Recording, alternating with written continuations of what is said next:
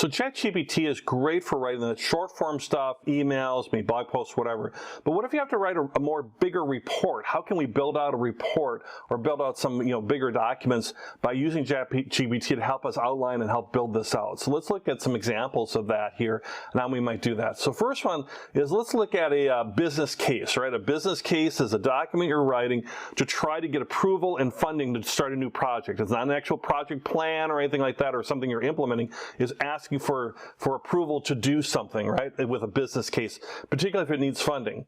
So if we look at ChatGPT in here, I could go into the question area again here, and let's say I'm not familiar with writing business cases. I might say, could you give me an outline of a well-written business case?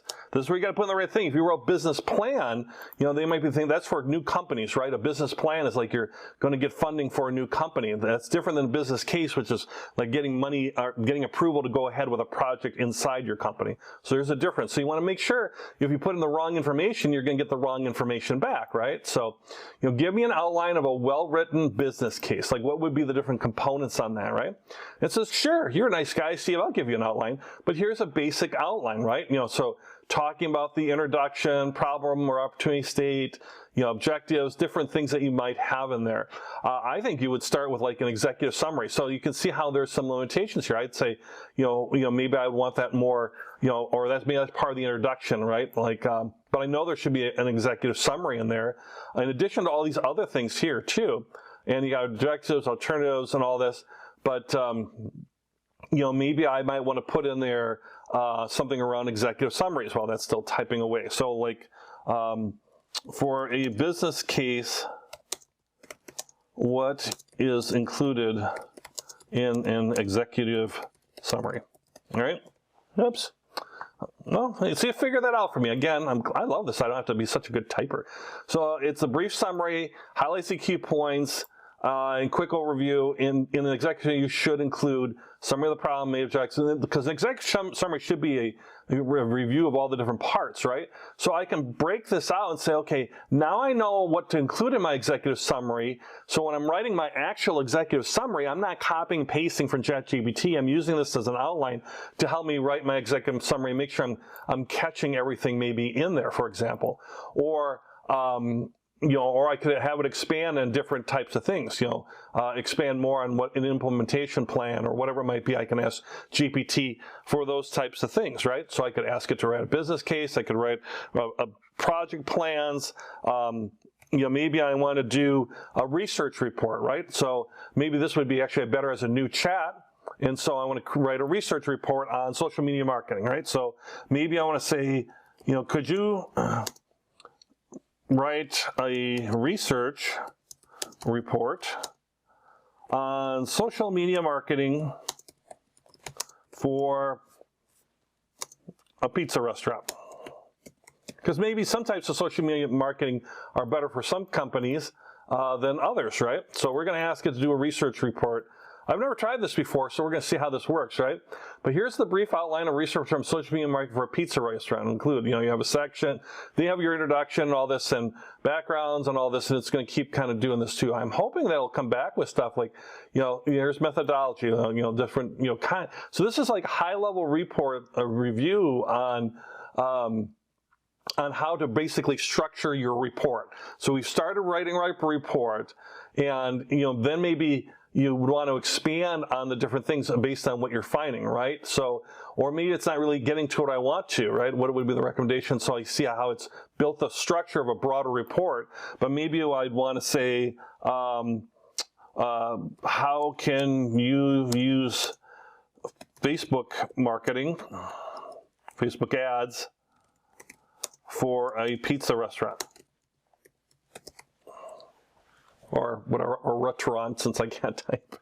So here are a few ways in pizza I could use Facebook ads, right? So now I'm building out more detail that might be coming in my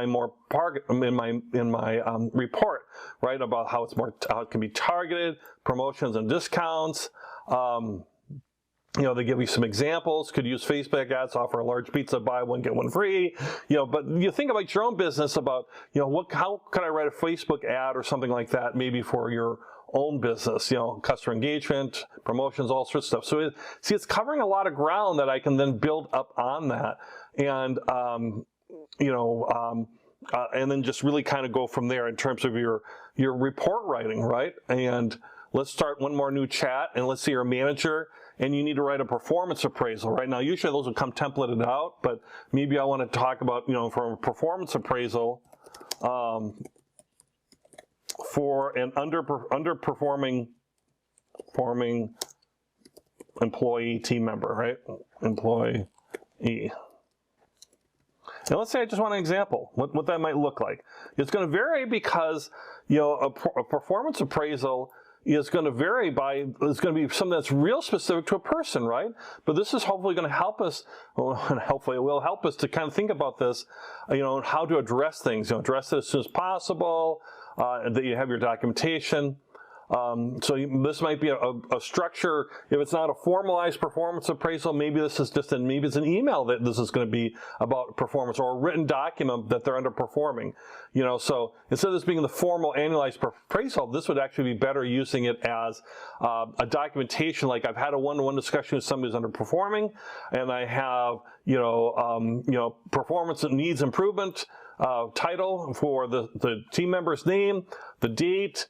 What's going below expectations? Is there any strengths that the team member is doing, that I might want to add in there? But certainly areas for improvement and goals for the next evaluation period, those might be things, and what's our action plan? So this might be, a way to lay this out, and it gives you some examples of how this might look.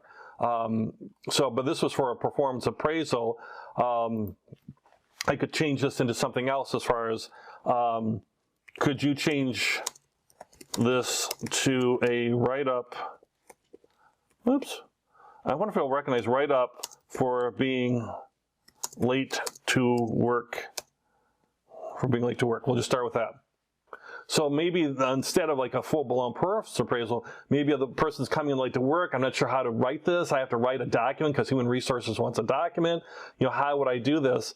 And you can see how it's in here. Performance write-up for the team member, the date, frequent tardiness, overview, and then and then you fill in with the details, right? So they're giving you examples, but you could say from 15 minutes to an hour, maybe it's every day, maybe it's Thursdays and Fridays, whatever it might be, and then outlining your expectations, and then the next actions they're taking, and goals for improvement, and then talk about, well, what happens if it doesn't improve? What if there's no improvement?